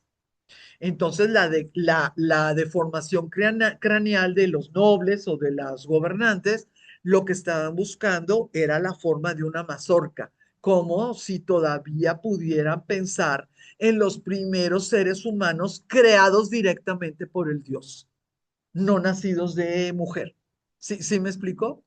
Entonces, esto que les pongo aquí es muy grande, o sea, es una losa de cuerpo entero, pero lo que yo quería que vieran era, por favor, el tipo de perfil, que si ustedes lo notan, no es una nariz aguileña, es una nariz prominente, pero vean, por favor, qué hermosura, bueno, porque a mí me gusta el tipo de nariz recta, qué hermosura el ángulo, ¿no? Que tiene esto y la parte superior de lo que son los labios. El tipo de obras que se fueron descubriendo y descubriendo y descubriendo, pues claro que daban información y más información para que cuando se hizo en el 49, 50, 51, 52 el descubrimiento de la tumba o el descubrimiento del pasaje, ya estuviera una plataforma para que el pobre hombre, el arqueólogo, pues consiguiera los permisos y un poquito más de equipo. No llegó él a decir, ahí viene el lobo, ahí viene el lobo, ¿no? Ya o sea, Palenque, pues era una de las joyas de lo que era nuestra cultura de Mesoamérica o de la era precolombina. Ustedes pueden notar que muchos de los espacios no están pues reactivados, ¿verdad? Es gigantesco lo que han podido hacer, pero el estudio ha sido tan profundo que se han podido encontrar canales, se han podido encontrar desagües, ellos no andaban con que, ay, me lo de. Se tenían como drenaje, ¿no? incluso creen que tenían hasta un excusado, no sé si ya sea mito, pero como un hoyito, tipo los romanos. Sí, sí, tipo los de hoyo, ¿no? Cuando se estaba abriendo el siglo, esto es una foto de 1890. Ya para cuando estamos hablando del el arqueólogo Rus, pues por supuesto que no estamos hablando de esto, de este tipo de situaciones. Pero sí quisiera, por favor, que entendiéramos que para pasar de esto a pasar a esto, pues no estamos hablando de edificaciones hechas con resistencias de materiales ni antisísmicas, no están hechas como fueron hechas en un inicio, están reconstruidas, ¿ok? Reconstruidas. ¿Qué es lo que se fue encontrando un arqueólogo otro y luego pues el arqueólogo ruso? Se va a encontrar, van a encontrar este tipo de pasillos. ¿Qué tenemos con respecto al arco maya? Fíjense que pues siguen estudiándolo y siguen estudiándolo porque el arco maya va a tener una función de liberación de espacio. O sea, si ellos podían pasar por un pasillo totalmente de techo plano, por ejemplo, por la estatura que tenían estas personas, algo tenían que haber pasado más alto, más grande, más lo que quisieras. Y tuvieron que hacer más alto esos pasajes. Y esa altura la lograron con esto que se llama arco maya o arco falso. Y sí quisiera, por favor, que entendiéramos. Si nos lo cuenta una persona que no quiere a los mayas, nos va a decir, este arco era un atraso dentro de las capacidades ingenieriles de los mayas porque tuvieron que ver cómo le hacían sin descubrir el arco, pues como en Europa, ¿verdad? Con su centro que hace que no se desplome, ¿verdad? Que está hecho específicamente, físicamente, para que soporte lo que es el peso superior. A esto se le llama arco falso porque no está hecho para eso. Pero si te lo cuenta alguien que sí quiere a los mayas, te va a decir, imaginen nada más el logro de ese pobre arquitecto que todavía no sabía cómo arreglar físicamente el problema del peso e hizo lo necesario para poder hacer que fueran los túneles más altos o los pasadizos más altos, aunque no conociera la física de un arco, pues por decir europeo. Entonces, bueno, ustedes decidirán cuál de las dos versiones quisieran. Pacal el Grande se considera que ya para el 659, o sea, mediados del siglo VII, él ya estaba en todo su esplendor. Crecimiento arquitectónico, campañas militares. eh, Él, por alguna razón, puso en orden desde el siglo VII que se escribiera todo, que se escribiera el eclipse, que se escribiera el embajador, que se escribiera la campaña militar, que se escribiera todo. Entonces, Pacal no solamente fue un gran gobernante o un gran dirigente político, Pacal fue el gran mesoamericano, ¿sí? El gran gobernante que dijo, tenemos escritura, nuestro pasado queda intacto. Me escriben todo, ¿sí?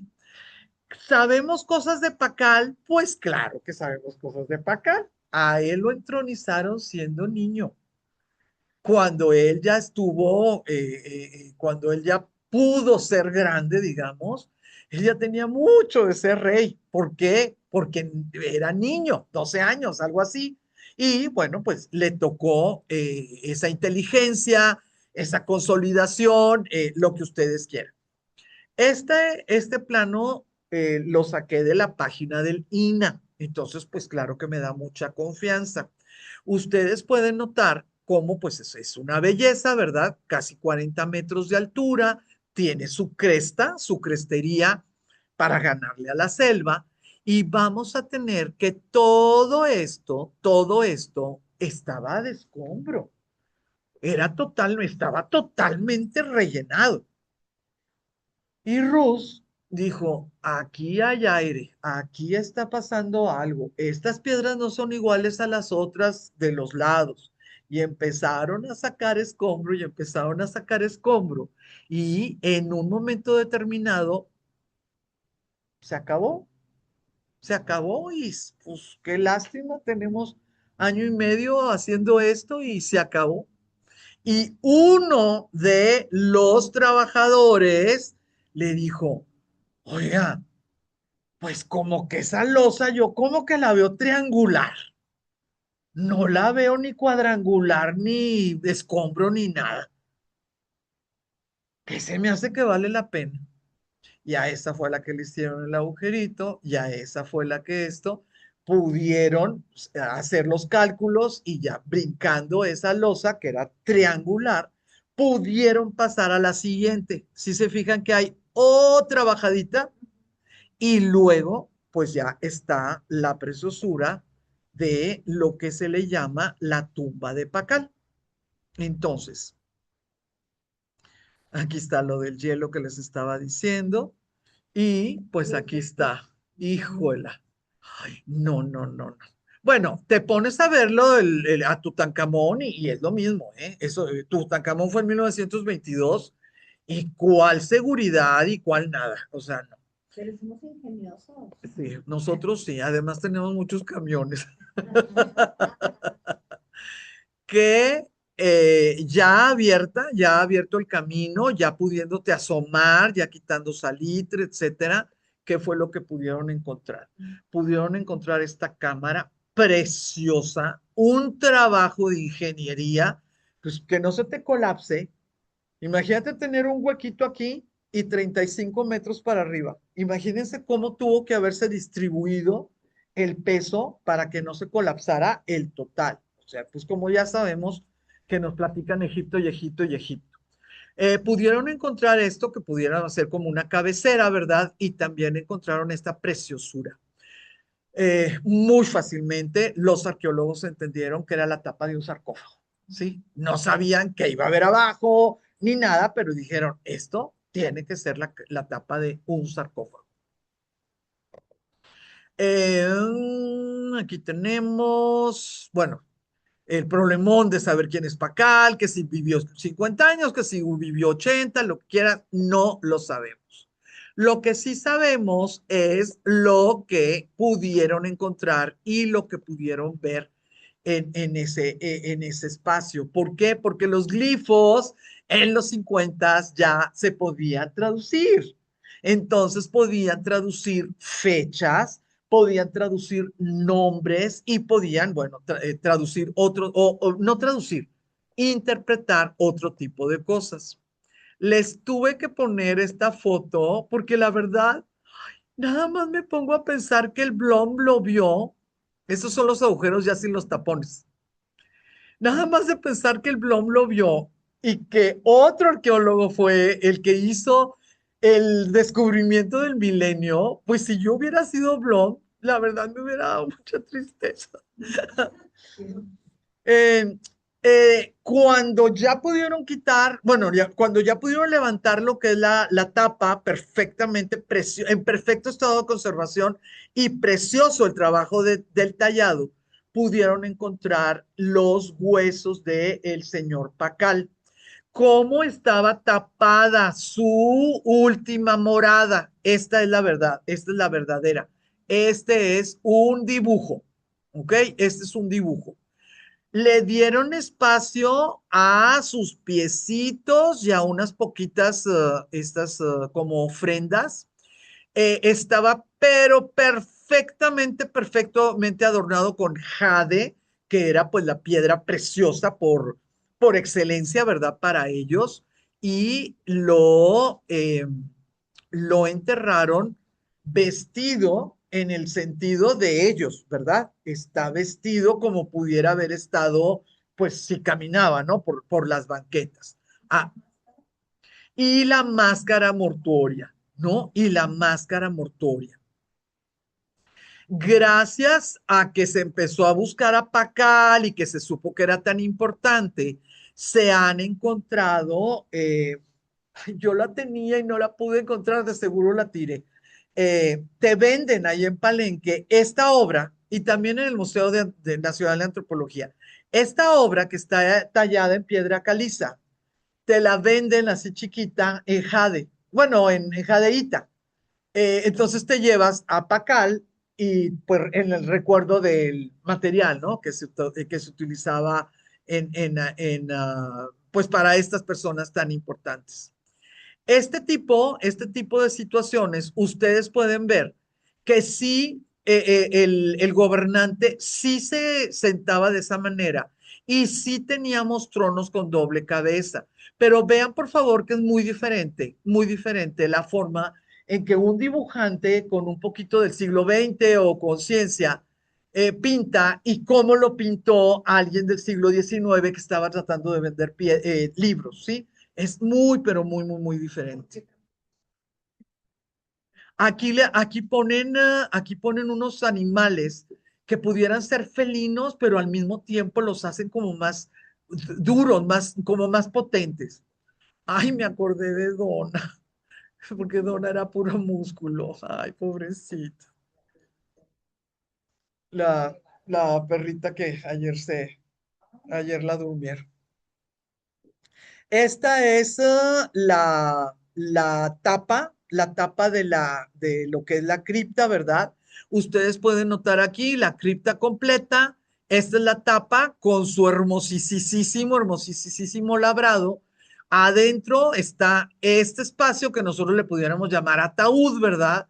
Y la tapa te van a decir, ay, y tenía tapa en forma de pescado, que es toda una incógnita. Y ustedes, como ya tomaron esta clase, van a ver que no es un pescado y que no es ninguna incógnita. Sí, no hay que meterle incógnitas cuando no las hay. Voy a terminar la clase explicando en muy pocas palabras la hermosura, pero de veras, bueno, esta es ¿cómo se llama? Un render, ¿sí? De cómo, de lo que se vio cuando enterraron a él, o sea, hace 1300 años. Pues era algo magnífico, realmente, realmente magnífico. Y pues aquí tenemos a estos cuidando, ¿verdad? Cuidando el arriba. ¿Se fijan que no tienen ni un cartón? Ay, no me quiero, me da el mal. Esta es pues la forma en que estaba adornado, la 300. El collar está hermoso, sin lugar a dudas, y pues aquí el chismito. En el 25 de diciembre de 1985, estos dos estudiantes de veterinaria entraron al Museo Nacional de Antropología porque sabían que los policías el 25 de diciembre se rifaban para cada quien irse a su casa y no hacer los rondines. Las guardias, entonces claro que se robaron un montonón de cosas, pero pues los pescaron y se recuperó. Pero imagínate si estos en la correteada dejan caer máscaras o cosas, ¿no? Es tremendo. 1985. Entonces, miren, yo les voy a contar qué cosa. En el 85, yo estaba en New York. ¡Ah! ¡Boom! Hasta las joyitas del Louvre, ¿se acuerdan? Nadie podía hablar de otra cosa. Entonces, miren, 2 minutos me voy a tardar. No me voy a tardar 10 minutos como la vez pasada. 2 minutos nada más y lo retomamos la clase que viene. Es que es un astronauta, Blanca. No, no es un astronauta. ¿Ok? Hay hasta canales de Maussan diciendo que Pacal era astronauta. No, no es un astronauta. Y quisiera, por favor, que vieran la preciosura, la preciosura. Se las voy a decir en 1 minuto, no 2 minutos. Tenemos a Pacal, ¿sí? Tenemos aquí una pequeña voluta verde. ¿Lo ven? Esta pequeña voluta verde. Aquí lo podemos ver. Aquí esto, ¿sí? Es el último aliento. Entonces, Pakal no está ni sentado ni acostado porque está muriendo. Vean, por favor, la elegancia del pensamiento. Está exhalando su último aliento. ¿Por qué está ahí? Miren, dentro del mundo maya, el muerto, o sea, el aliento, el alma, lo que quieran, tiene que pasar al Mictlán. Este monstruote, ¿le ven los dientes? Este monstruote es la representación del Mictlán. En el Mictlán lo van a reconocer como rey. No a todos que vas pasando te dicen eres el rey, ¿verdad? O la reina. En el Mictlán lo van a reconocer como el rey. Y esa alma, ese espíritu que toda su vida se preparó para poder acceder a los dioses teniendo un buen gobierno, él va a estar listo para identificar, vean por favor esto que va aquí, clic, clic, clic, clic, clic, para identificar el árbol que es el centro del universo, el árbol que conecta este mundo, el de los muertos, cruza lo que nosotros le llamamos aire, atmósfera, y llega al cielo. Ese árbol es un árbol mítico, el famoso árbol de la vida, ¿verdad? Ese árbol mítico. Él apenas está empezando ese proceso. Lo que nosotros tenemos acá arriba son unas serpientes bicéfalas. Fíjense cómo aquí tenemos dos cabezas. ¿Las vemos? Aquí, con sus fauces. Unas serpientes bicéfalas y también tenemos un pájaro mítico. Acá, todas estas plumas. ¿Vemos estas plumas de por acá? Así, de por acá. Estos son los símbolos del cielo, pero no de cualquier alma, sino del cielo de los dioses, a dónde va a dar el espíritu o el alma de los gobernantes. Hasta aquí me voy a quedar. Espero que cuando menos las 4 cositas que les dije, sí las hayamos podido identificar. ¿Cómo ven?